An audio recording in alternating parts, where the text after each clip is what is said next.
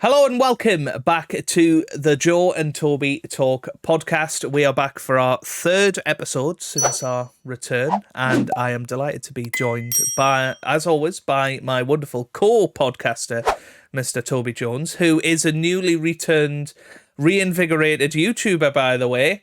Go and check out his second channel, main channel. I don't know what we're going to call it, actually. Used to be his music channel, now is just a all Toby's Interests channel. But it's doing rather well, so do make sure you go and check it out. I will leave it in the description to this video. But how are you doing, Toby? It's been a couple of weeks since we've spoken last. The promo fee's on its way, by the way, for that. Thank you very Thanks. much. No, I'm good. Very good, actually. The World Championships finished on Monday, so that always leaves a bit of a void after 2 or 3 weeks being obsessed with that. And I've watched bits and pieces of the seniors, not a terrific amount, because that's always seems like a big come down after you've watched the pros. But yeah, it almost makes you think that should be before the World Championships. I don't know. Yeah, I know what you mean. But as an appetizer. No, good. And it's glorious weather outside, so long may that continue. Yes, well, I mean, you're well known for how out and about you are, aren't you? So, all of your outdoor activities. But no, I've obviously you talked about the snooker, so perhaps that's where we should start. We are going to sort of talk about the whole season. That's just past of snooker. And I'm sure there'll be many talking points in that as well. Before we get into that, though, I do just want to give a shout out to Alan Duncan, who listened to us in the last podcast and did actually leave a comment. And, he said he's been enjoying the podcast, and he said he'd love to go to the Crucible one year. Sounds like a great experience. Tickets are just for a session then. Yes, they are. I'm booked up to go again next year. I don't think you are, Toby. I don't think. No, can't afford it. Yeah, well, whatever. Yeah, so I'm going to exactly the same session in almost exactly the same seats as last year. So hopefully I'll get to see a little bit more than one frame. Yeah, but yeah. So I'm booked to go again, and the tickets were actually a little bit more expensive this year than last year. So. And that caused a bit of an uproar on Twitter, but anyway, we won't dwell too much on that. But of course, the season ended with I don't know. A lot of people were hyping it up as one of the best finals of all time. I'm not sure I'd quite go that far, but it was definitely a good match. I enjoyed watching it. Probably mainly because of who won it in the end. It was nice to see a new name win it. Luca Brecel, of course, from Belgium, first player from continental Europe to win the world title, and only actually the third non-UK player to win the world title since the Crucible, really. There were a few Australians that won it before then, but... yeah, what were your thoughts on the match, Toby? Did you enjoy watching it? I know you're a bit of a fan of Luca Brecel, actually, aren't you? Yeah, I guess so. I think when I first started watching snooker what would that have been, about 4 years ago now? You can probably remember better than me, to be honest. Well, Snooker 19 has been out 4 years, Toby, so... Oh, God. Maybe more like 6, to be honest. Oh, that's right. 6 years, yeah. Okay, all right. So... I think when I started watching, I think Luca was still in the top 16 at that point, and I just liked the way he played. Really aggressive play, and that's exactly how he played at the Crucible. And I think we both agreed beforehand with the final that it was going to go very... I don't want to say one way or the other, because that sounds like the most ridiculous, obvious comment ever. But we felt it wasn't going to be that close, because the way that Selby and Allen's game was very safety-oriented, boring, some people might call it, to be blunt. And I didn't know whether Brecel would get tied into that game.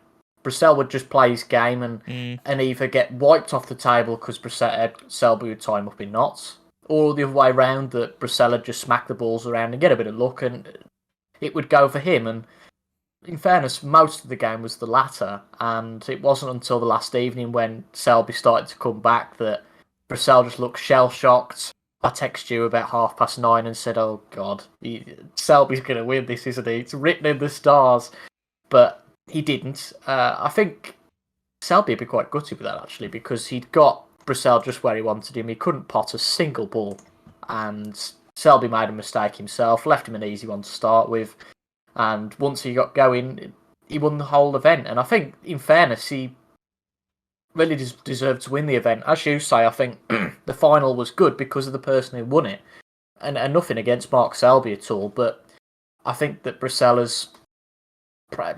Yeah, he's got to have been the player of the tournament. If you look at that semi-final comeback against C, that was unbelievable because I think everybody had written him off there.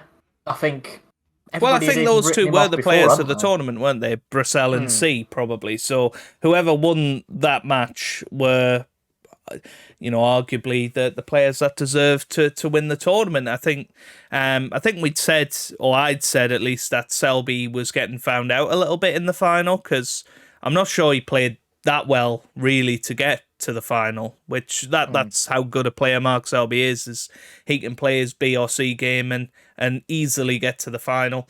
But yeah, it was definitely deserved, I would say, for Luca Brecel. He hadn't actually won a match at the Crucible until this year, and very nearly, it was a decider against Ricky Walden, wasn't it, in the first round, so that could have went one way. It was a very close match with Mark Williams. He was well behind against Ronnie, well behind against C. So actually the final was the only match that he led from the front, in a way. So, an interesting dynamic there. But, I mean, none of the matches he was the favourite, really, apart from that C match, you would say. I mean, even against Ricky Walden, I think I certainly went for Walden to win that. Yeah, I think most people will have. Yeah. But the matches he got through to win it, Mark Williams, Ronnie O'Sullivan, C in the semi-final before the start of the tournament, you'd have thought, easy. But the way that C had played, very much a brilliant match to get through that. And then Selby, there's not much more of a difficult run to the final, to be quite honest. I mean, you can say, I guess, similar for Selby in that he had to play John Higgins and Mark Allen as well. But Selby was running close early stages against Matt Selt. That could have easily gone Matt Selt's way. But I think that I thought it was a really good World Championship purely because of the quality on display. I thought that a lot of players played good snooker. I don't think it was particularly obvious who was going to win it at all, because I think that actually the most obvious choice before he went out was Ronnie. I think everybody would have said that, especially after Mark Williams went out, obviously Trump went out early, Murphy went out early, it all opened up for O'Sullivan, and as soon as O'Sullivan went out, it was, oh my God, anybody could win this. And I think that then it started to be, okay, Selby's the big favourite. I remember looking at the betting odds, Selby was quite a way in front in terms of being the favourite. And then obviously Mark Allen, really. But I think it's nice just to see those different faces there, because inevitably when you do the predictor, you always end up with 8 of the big players in the quarter-final. But you always get those shocks. I mean, I'm sure we'll talk about it in a little while, but Robertson going out early, Kyron went out early, obviously Trump went out, Murphy went out in the first round. That was a massive shock. So it opened it up for some of these, and I don't want to say lesser players because they're not at all, but some of these lower ranked players, some of the qualifiers to do really well. And it was just a pity that C couldn't make it to the final, but I think he'll have his day. I don't think that that's all that's going to come from C. If he carries on the way he does, and the way he did during this championship, hopefully he'll go to something. Whether it's as far as that again in the World Championship, I don't know. But he certainly looks a solid player, and I don't think that's the sort of performance you put in and then falter after that. I just hope that he doesn't lose confidence after that, really, because I think he's won a lot of new fans. Yeah. And one extra thing, it's really helped Sean Murphy's reputation, because obviously Murphy going out to a debutant in the first round would have been extremely frowned upon. Obviously, C then getting to the semi-final, people would go, okay, all right, fair enough. Sean was beaten by a pretty good player, so that massively helped out Murphy's reputation there. But as a World Championship, I really enjoyed it. I enjoy it every year, and it's always the case, I think, because you're just coming off the World Championship, but one of the best I've seen. And I have to say, I've really enjoyed the season overall. I've been to 3 different events this year. I've only been to one beforehand, the Players' Championship, but going to 3 separate events this year, really enjoyed that. And I think particularly the Triple Crown events and the ITV events have been great to watch. Not too interested in the other events, to be blunt. I think that's a discussion probably for another video in the future, but I've really enjoyed the season overall, and it almost feels like a bit of a changing of the guard, and I think that the winner of the World Championship encapsulated that perfectly, because I think everybody said, well, we're not going to get a new winner, one of the class of 92 is going to come back and win it, and ultimately the furthest that any of those guys got was the last 8. Yeah, absolutely. It's been a strange old season. As you say, a lot of different names at the top, and I'm sure there'll be a discussion of whether that's a good or bad thing for the sport. Obviously, I think you're right. The World Championship sort of summed up the season, that you had some random names in the semi-final, and well, a fairly random name winning it, really. I'm not sure many people would have predicted Luca Brecel to win the World Championship. Perhaps in his career, really, from what we've seen of him in recent years. He doesn't seem to really care about snooker. I think I said that before the tournament. I don't think he cares. He doesn't put a lot of time in, and actually he's come out and said he doesn't. And everything aligned for him to win this tournament. Be interesting to see if he goes on to win multiple World Championships. I think that's going to be a big discussion point. Obviously, we've seen Neil Robertson, Judd Trump out of form this season. Ronnie O'Sullivan not really there in ranking events anyway. John Higgins hasn't done anything this year. Mark Williams hasn't really done anything. So it has been, as you say, a time for other players to step up and take charge, really, and that's gone down to Mark Allen and Sean Murphy in a way, Mark Selby. Ali Carter has had a return to form this season, so. But yeah, it all started up in June last year with everybody's favourite tournament, the Championship League, which, funnily enough, Luca Brecel won that against Lu Ning in the final. I'm sure we'll come on to Lu Ning a little bit later, but interesting that he's bookended the start and the end of the season with ranking tournament victories, which is quite interesting. Kyron Wilson then backed that up with a win at the European Masters. But there was a big talk in the summer, I don't know if you remember, Toby, but there was a real lack of tournaments between the end of the World Championship in May and really the start of the proper season at the European Masters in the middle of August. So, and massive gaps between tournaments, which I think was a massive talking point this season. Yeah, you're absolutely right there. When you look at the events that turned up, I think you always get that crescendo Christmas time and just after with those obvious events. But we've had other events before. Obviously, you haven't had the Chinese events, so that's not helped the situation either. But to start the season with, let's forget the Championship League because nobody cares. The European Masters, to start the season with that, it does feel a little bit odd, I have to say. For some reason, it just does feel a little bit odd. I enjoyed the World Mixed Doubles, I have to say. I remember watching that back in September. It was on primetime ITV1 telly, wasn't it? Which is really interesting. Yeah. I think next year they've got it much closer to the end of the season. Right. Okay. Which I think will help a little bit because people will have been watching the Dual Bit series and they'll have obviously watched the BBC events, so perhaps it'll be a little bit more hyped. It sort of popped up out of nowhere, I think, was the only issue with the World Mixed Doubles. But Neil Robertson and Mink won that. Obviously, Ronnie and Rhiann Evans were a pair, and people thought, oh, that's going to be the ultimate pairing, and they didn't even get to the final. And funnily enough, On Yi and Rhiannon Evans, who you would say are probably the two best female players on the main circuit, they didn't get to the final, and they were playing with Judd Trump and Ronnie. But I suppose it shows the quality of that event, and the top 4 players from the main circuit and the women's tour obviously paired up in that one. It was quite a fun event, a different event, and I think generally it was a very positive reaction to that tournament. Yeah, I think so. As I say, I really enjoyed it. It's something a bit different, something a bit novel. Obviously, it was an invitational tournament, which I think is the key. We'll move on to, and I've discussed it before, we'll move on to another event which I think should be an invitational event a bit later, which secured Chris Wakelin his chance at the Players' Championship, but we'll discuss that in a little while.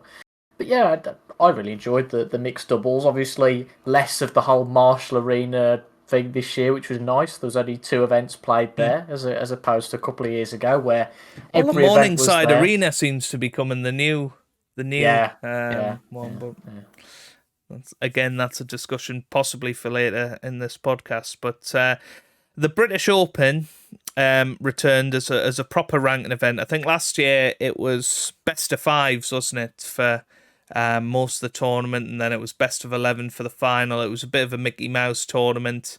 This year they went down the route of it being a proper tournament again, and Ryan Day was back in the winners' enclosure, beating Mark Allen, who turned out to be the player of the season in the end. 10-7 in that final, and that was on ITV as well, so nice to have something that isn't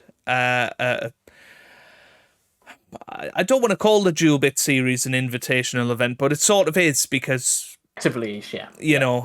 A certain amount of players can go there. It was a full-on ranking event at the British Open. Obviously, a lot of history in that tournament, and great to have it back on the calendar and televised by ITV. So, yeah, I was really happy to watch that again. The Hong Kong Masters, I didn't watch any of that, but I know there were huge numbers of supporters in that tournament. I know Marco Fu got to the final of his home event. He made a 147 in the event, I think. I remember that, yeah. And obviously Ronnie won it. And it sort of says a lot, I think, when there's a big event with big amount of fans and who wins it, but Ronnie O'Sullivan. It's just an interesting trend there. And good to see Marco Fu get to a final, and a shame that he's actually dropped off the tour, so I hope he manages to get another wild card for the next couple of years. But any thoughts on those tournaments, Toby? I don't know if you watched the Hong Kong Masters. I don't remember watching any of it, but what struck me about it was just unbelievable attendances, wasn't it? I'm sure there was 8,000 or 9,000 in that Coliseum, which was just absolutely crazy looking at that. I don't think all of them exactly got the best view of the table. It's not quite like the Crucible where you're right next to the table. But nevertheless, again, I think what was nice is you had these couple of new tournaments this year, and updated tournaments, obviously to make way for some of the tournaments that weren't there.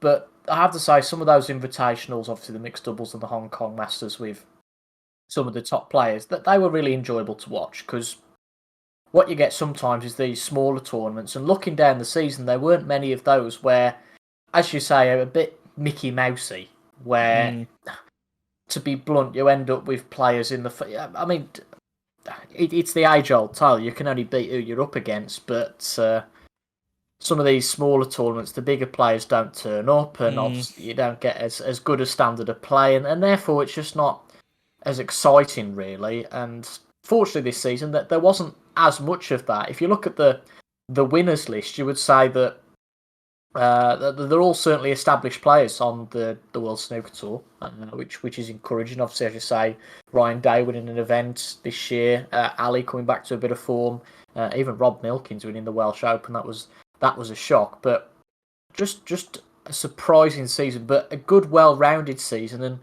considering some people said that Mark Allen dominated it, I really disagree with that. Obviously, he got a lot of ranking points from winning a couple of the tournaments. Obviously, the UK Championship being one, a really good comeback against Ding Junhui in the final. Yeah. But he won the UK's, the Northern Ireland Open, and the World Grand Prix. If you call that domination, well, Trump won what was it, 6 ranking events? Judd won in 1 year. You know, if we're calling 3 domination out of, if we look at ranking events, there's 4, 6, 7, 8, 10, 12.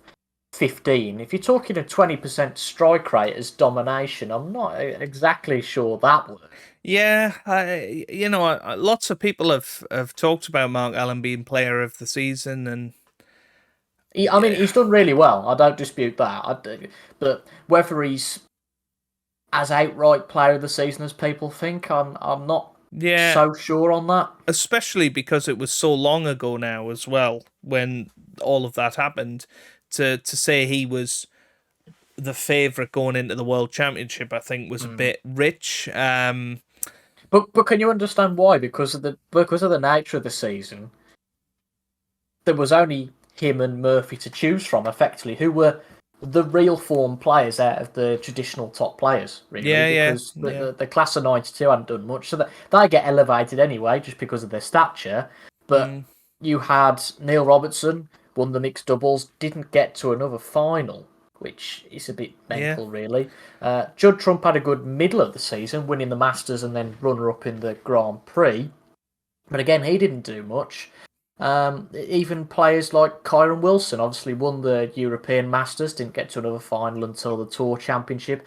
And I know that because there's so many players on the tour, it's not the case that, like in other sports, you're going to get to the final every 2-3 events. It's not that case, but I think because it was such an open season, I can understand people saying that Allen was favourite for the World Championship, but that event's just so different to anything else on the calendar that I don't think that in-season form has such a bearing on it. I think that it's just one of those events that you're good at or you're not, and obviously based on form beforehand, that theory just goes out the window a little bit because Brecel won it despite not winning a match there in the past.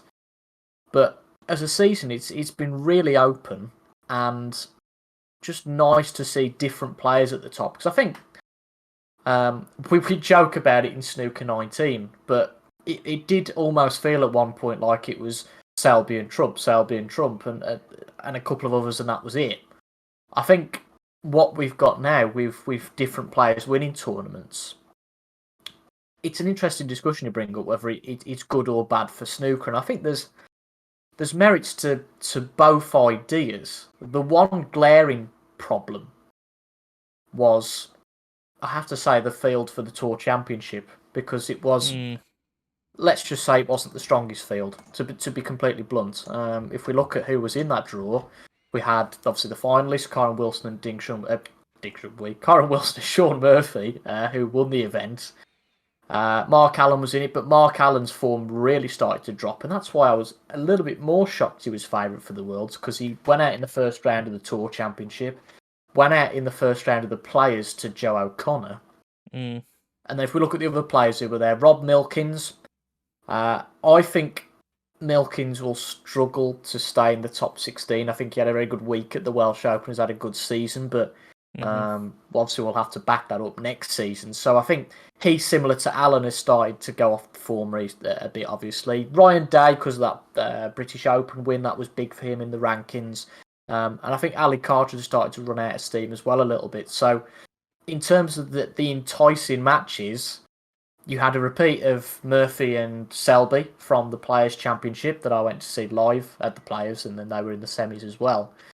But that was the big problem, and with there being 15 ranking events this year, 3 of them were, as you say, really invitational events, effectively. And that's a big problem, I think. I think that the lack of tournaments between the Grand Prix and the Players, you've got the shootout, which actually ironically got Chris Wakelin into the Players.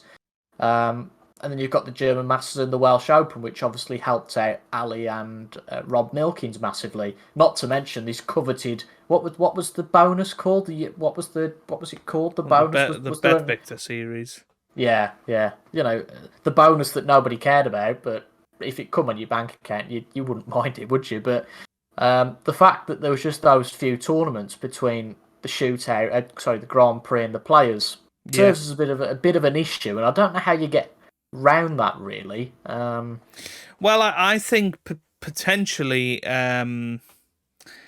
maybe the points that you earn from the Grand Prix and the Players don't count towards your qualification for them. That I think that would be something, so that it is truly the top 8 players of that season. I think maybe an automatic invite for the world champion, and obviously the UK champion will get there just by how many ranking points it is. So maybe some sort of system where the world champion's always there, the Masters champion's always there, and then so some the next 6 best players on the 1 year list, I think would be a good system to get into those tournaments.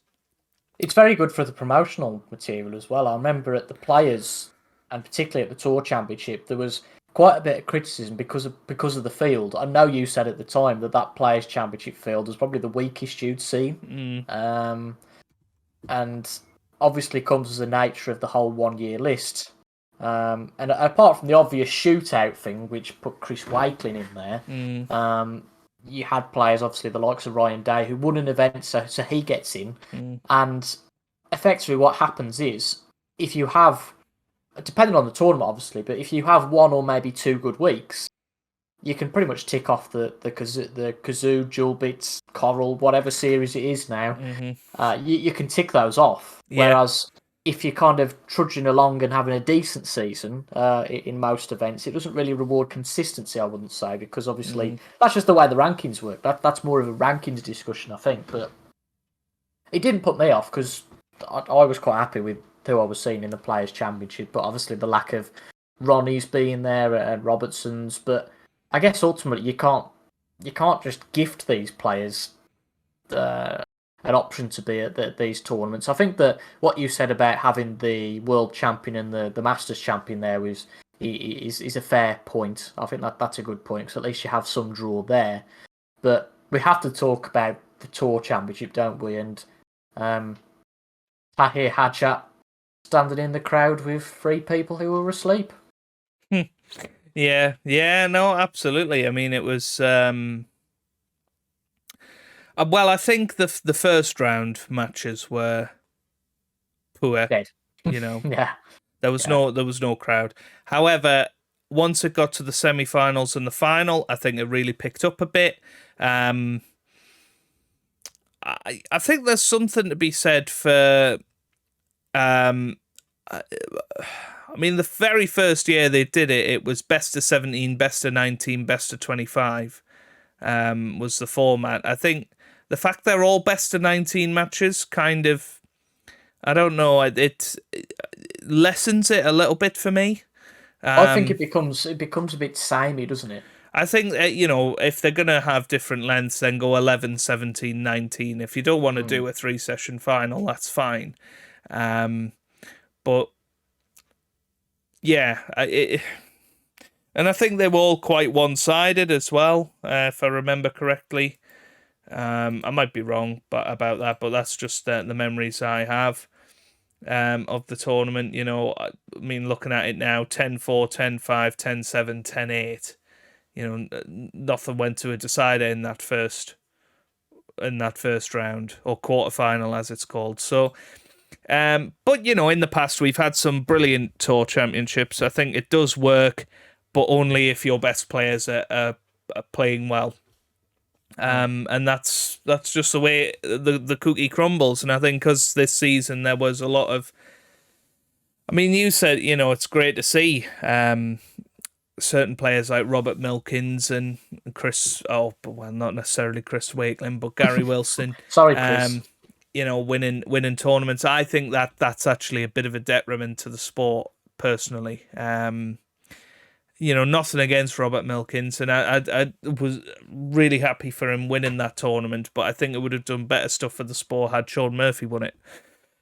And similar for Gary Wilson versus Joe O'Connor in a Home Nations final, and it seems to be those Home Nation events, and I think because it's best of 7 for so long in those tournaments, and I think they have quite a big reputation, but I think generally, if you look at the winners of those tournaments over the years, you've got Joe Perry in there, Mark King in there as well, and random players again winning these tournaments, and you tend to find none of those players win the tournaments with longer matches. So I do think that there's something to be said about that. I think especially because the Home Nations is built up to be bigger than it probably is, I think they need to rethink the format, because too often we see a last 8 of 5 players ranked 35 to 60, and that's, I don't think, a good look for the sport, in my opinion. It's okay once in a while, but when it's happening consistently, that's what causes it's a definite format thing, isn't it? I think you're absolutely right there. And that's what causes the Tour Championship to be at risk of being dead if you've got 8 players that aren't necessarily... Sean Murphy and Kyron got to the final. That saved the tournament. If it was Rob Milkins versus Ali Carter in the final, maybe not so much. No disrespect to those players, but it's just not for what's supposedly your 4th or 5th biggest tournament of the year. That's a problem in my opinion. Yeah, no, I don't disagree with that. I think now is probably a good time to talk about the touchy subject, isn't it? That I guess, was it around the new year that the revelations came out about the Chinese players? Yeah, obviously. Just before the Masters, wasn't it? If I remember right. It was a dark cloud, really. Especially, I don't think it would have been quite as bad had it not been Zhao Xintong and Yan Bingtao. Two of our biggest prospects of the sport. They'd won Triple Crown events over the last couple of seasons. Many people were tipping either of them to win a world championship within the next 2 or 3 years. And for them to come into the match fixing scandal, 10 Chinese players, 2 of them being some of the biggest in the sport, it brought a dark cloud on not only that part of the season, but I think all the way up until now, really, because there's been a lot of ramifications lower down the rankings because of that. Whether it be some players reaching the World Championship that wouldn't have necessarily reached it in the first place, therefore getting a massive, bloating of ranking points on there. Some players being relegated from the tour while there are suspended players still there, and I know they've brought out an initiative to extend it down to 68 this season, which I don't know. It's an okay move, I suppose, but it still doesn't really solve the big issue, which is that multiple matches on the World Snooker Tour have been falsified, and it's one of those sports that is quite easy to fix, if you like, because it's such a difficult sport. You can fix the sport fairly straightforwardly, and it has been a massive problem for, I would say, the last 10-12 years, ever since the John Higgins scandal, and this is by far the biggest threat to the sport, I think, going forward, is if this isn't dealt with appropriately, then it could be a very tough few years for the sport, I think. It's a massive kick in the teeth for fans, isn't it? Particularly that with those two guys being involved. I mean, When as they you say, I literally think played a final against each other, that was 9-0. You know. Yeah, I was just about to say that whitewash just sticks out incredibly, doesn't it? But I think for people who, I think particularly, I don't know whether particularly Zhao or not, but I think because Zhao was such a quick rise almost. Obviously, Ronnie was working with him off the table in bits and pieces as well, and as you say, they were two real big hopes for the continuation of the sport, effectively, past the class of '92 and some of the older guys, should I say now, on the tour who were up there. So it seemed a perfect continuation from those guys that these two were, fantastic players that were going to continue that. And the likes of, obviously it's come to light a bit later on, but the likes of your Luca Brecels and Joe O'Connor as well coming to the fore, playing some good snooker.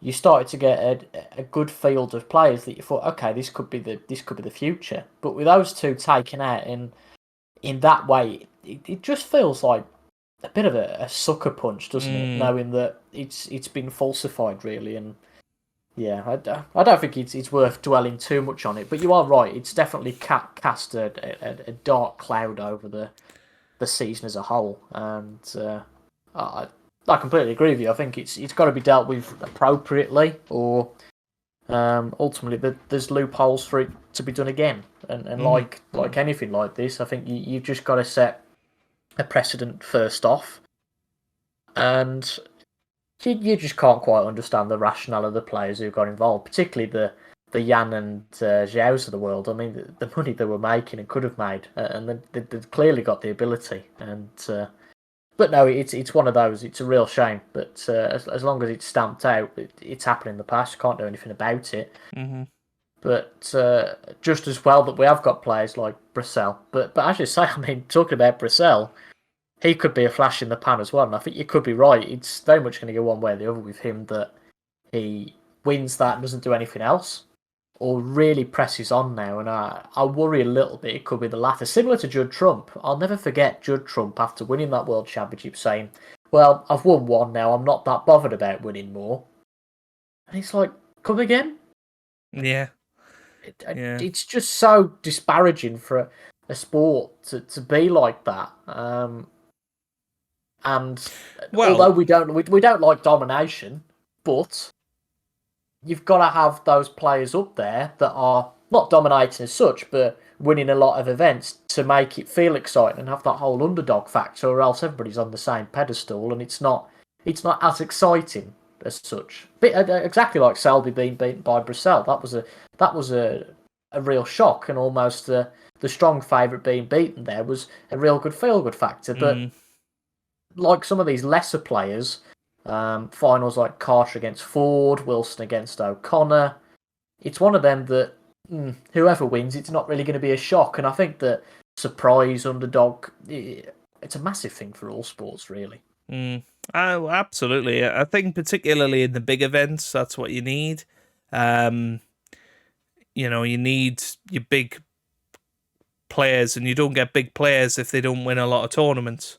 And I think there is that general attitude from a lot of players of I'm not that bothered anymore, which I don't think you ever got. With Hendry or Davis, for instance. And maybe it's the prize money. Maybe that's something that needs to be thought about. That Judd Trump, and on that day, won £500,000, which sets him up for a long time. So does he have that incentive to go on and win multiple tournaments? You've got the likes of Ronnie, who's trying to set records. There's a different motivation there. But for a lot of players, it's making a living. And that's been said a lot over the years, that snooker isn't good enough in that sense. But it is a big few years for the sport. We've said it for a while, and I think we're all very surprised that a large part of the top 16 is still players that were here 16 years ago. If you look at it that way, the top 16 in 2007, for instance. Let's have a quick look at that. And breathing in those new players is needed, I think. And it is a big few years. It's hopefully started with Brecel, and hopefully it will continue with the likes of Joe O'Connor and who else is up there? Exactly. It's very difficult to remember them all, but I suppose Zhao Xingtong was somebody, wasn't he? And Yan Bingtao, and that's why it's been such a big sucker punch to everyone, really. I think it was quite sad to see that. But just to read out the top 16, Toby, from the 2012-13 season, I thought 10 years ago. Selby was number 1, Robertson was number 2, Trump was number 3, Murphy 4, Maguire 5, so okay, he's somebody that's dropped off a bit. Bingham up there, Mark Allen, Ricky Walden, Barry Hawkins, Ding, John Higgins, Graham Dott, Mark Davis, Matthew Stevens, Mark Williams, Ali Carter. That was the top 16.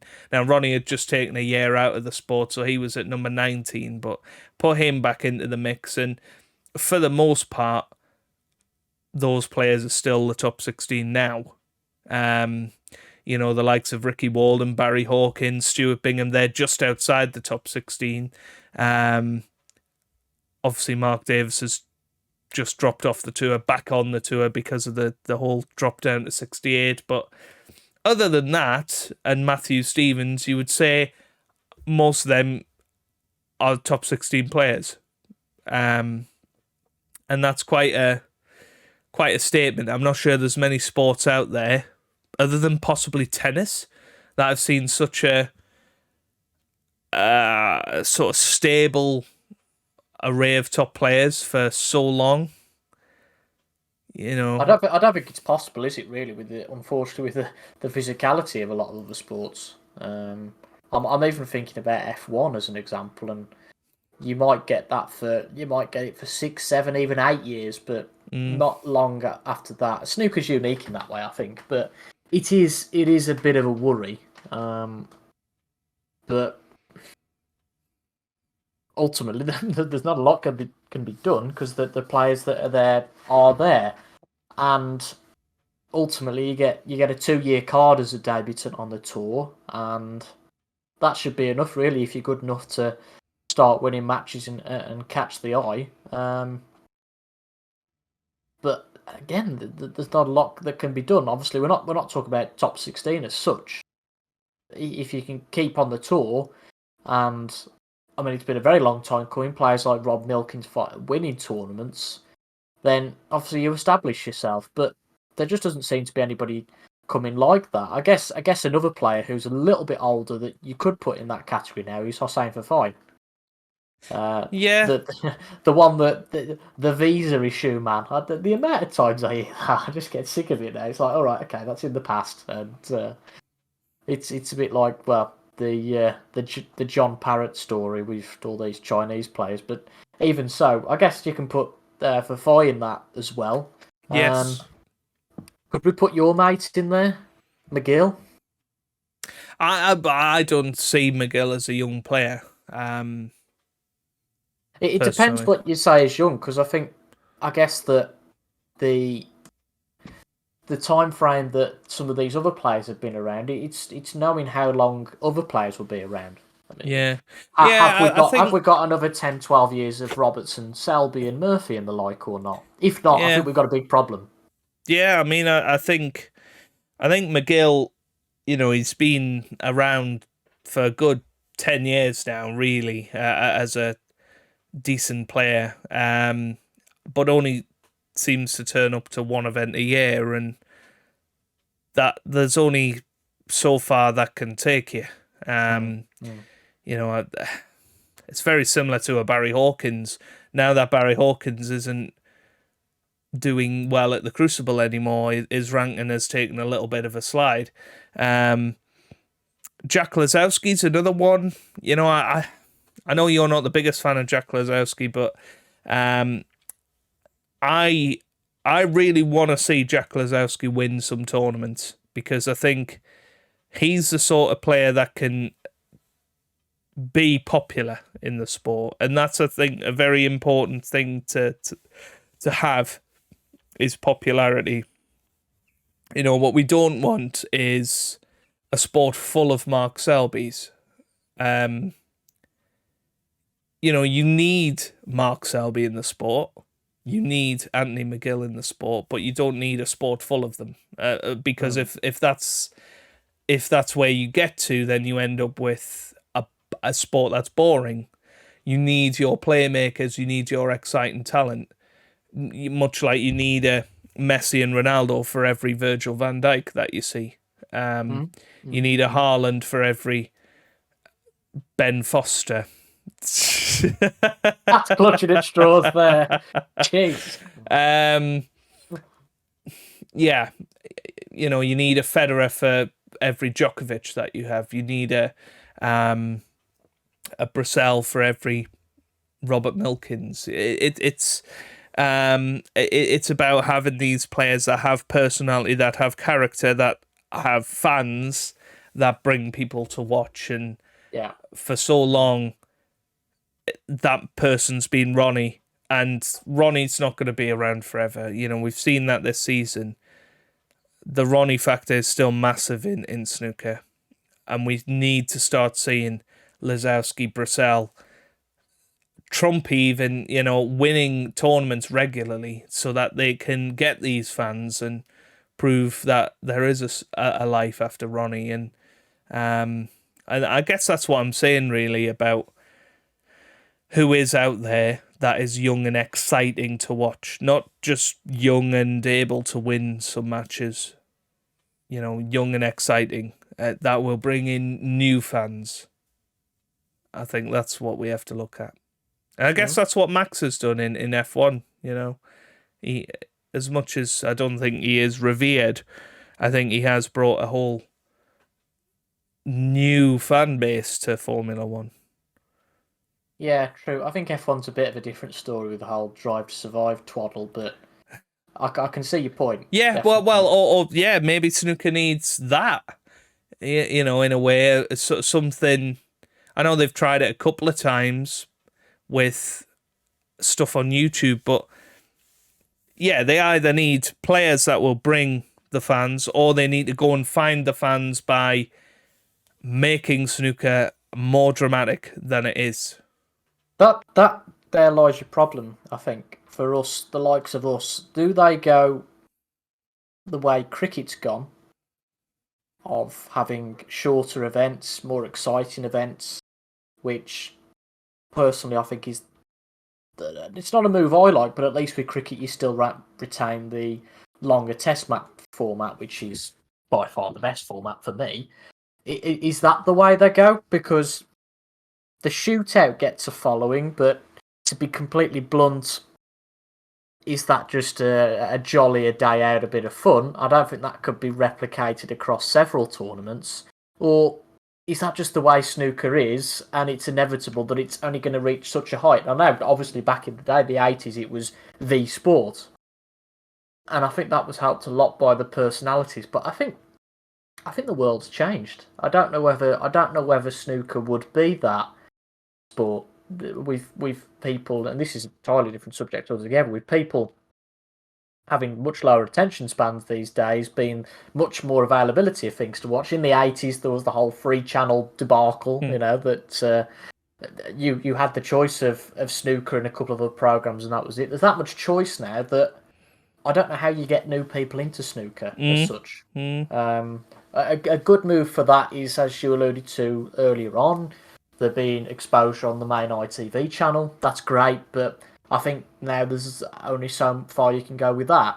I've been watching the South African version of I'm a Celebrity, That's not so good now. And what happens is, over the years, because of the availability of much more stuff, the viewing figures, I haven't looked, but I would guess the viewing figures have reduced over the years. And I just wonder whether snooker being a TV spectacle will suffer the same fate. And I do wonder whether there's just a bit of an inevitability that it will never be as big as it was. I don't know what you think about that. Yeah, I agree and disagree in a way. I think there's examples of sports that have almost gone into the abyss and then have just exploded. I think F1 is the perfect example of that. I think it was very big in the 90s, early 2000s, and then sort of slowly died, I would say, until 2015-16. I don't think there was many people that watched Formula One.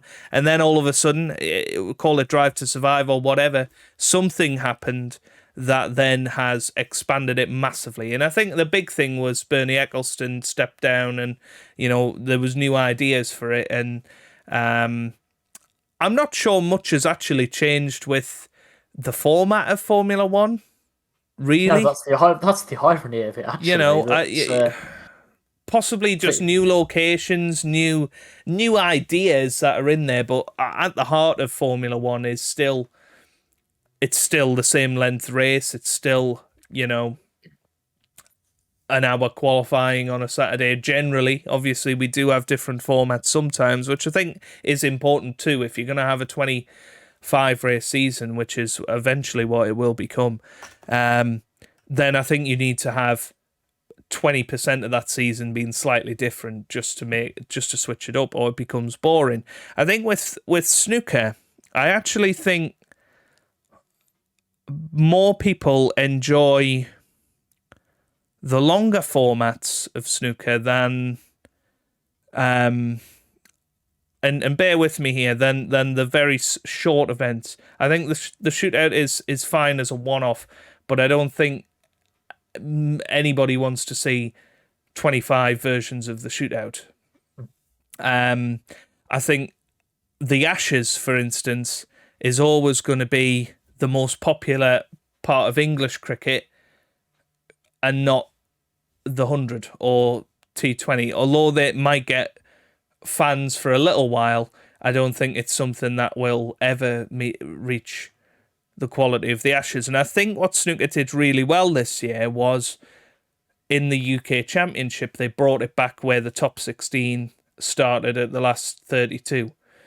And I think that's where snooker can find itself again, is by making sure your biggest players are in the latter stages, which is what they do in tennis as well. Lots of people say, well, tennis is an open format. Well, it's not. There's a qualifying event to get to the last 128. It's a bigger field at round one than 32. Similar with darts. Darts is a bit more of a variable sport, and I don't think will ever be globally a massive sport, if I'm honest, in the same way snooker would be. But I think if you can guarantee your top players, your top personalities are by and large going to be towards the back end of the event, more people are going to be interested in it, and therefore more people are going to be attracted to watch it.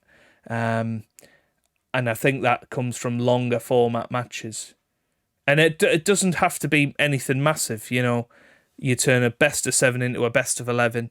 You turn a best of 11 into a best of 17. You turn a best of 17 into a best of 19. And I think the biggest viewing figures of snooker will always be the World Championship, and that is the longest event, and it is also the event where you are almost guaranteed some top players towards the back end of the tournament.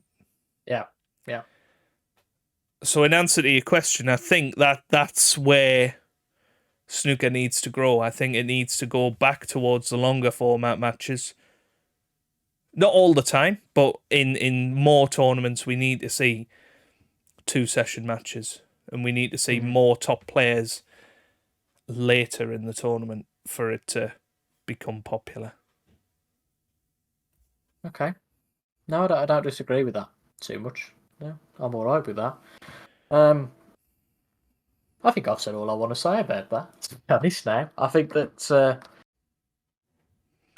it is a sport with problems, but I think ultimately every sport's got its problems. We'll definitely do a future podcast on F1. I think and the problems that's got quite drastic problems. I think, but I think snooker, as you say, really isn't too much with its format. It's more the personnel that's there, and that. And I think how they reach out to fans is abysmal. You know, we speak about it from a gamer's point of view, but the fact that they've only had one video game in the last 12 years is, you know, suicide really for outreaching to younger people. You know, their Twitter isn't fantastic. Their YouTube channel's okay, but it's not brilliant. And There's too much on that YouTube channel, to be quite honest. Too much of the wrong stuff. You know, I find that a little bit too bloated during the tournaments, to be honest. Yeah, I just think you know they need to rethink their promotional strategy, and having more things. I know they've started going into schools a lot more. Having more things like the Q Zone at the Winter Gardens, make it more of an event around the tournament. And I think that only ever happens really at the World Championship. You need to make that a thing in York. You need to make that a thing in London for Ali Pali. You need to make that a thing in Wolverhampton for the Players' Championship. You need to I have to say that they did have there was a Q Zone last year there, which was exactly the same as the Worlds. In fact, I recognised that a lot of the coaches that were at the Worlds, they were there at the Players, maybe to promote it for the first year, don't know, but it wasn't back there this year, which was disappointing. But that's the thing. You need that to be a consistent thing. You need to have events going on around it. You need to have merchandise that people can buy easily. Not just another copy of Steve Davis's book. Yeah, but you know, or World Snooker 11. They don't have an online website for merchandise, and that seems ridiculous. The fact that I can't buy a T-shirt with my favorite player on it, or you know, a snooker T-shirt from World Snooker Tour is in 2023, I think, a real missed opportunity, because they've got these, because they could even charge to go to the Q Zone, you know, give people those experiences and have some initiatives where people can go and play an hour of snooker for free and get people into the sport. That's where they're failing at the moment for me, is the outreach and availability of being able to access snooker. Because it's all well and good having a £10 all-day ticket at the World Snooker Qualifiers, but what's there to draw you if you're not a local fan? Yeah. No, you're not wrong. You're not wrong at all. But overall, I think it's been an okay season. I know you've said you've enjoyed it. It took a long time for me to get into snooker again this season. I don't think I was fully back into it until the turn of the year, really. Which, for somebody that is a hardcore snooker fan, I shouldn't be saying that, really. But, yeah, I think things to improve on for next season, and hopefully they will. I know they're coming up with a new website and a new app, so I'm intrigued to see what that's all about. Right, before we finish, who's going to be the world champion next year? Oof. Sean Murphy. Oh, okay. You know, before I asked that question, I didn't have an answer myself, so I'm going to have to think of my answer now. I'll tell you something. I might be hard pressed to disagree with you there.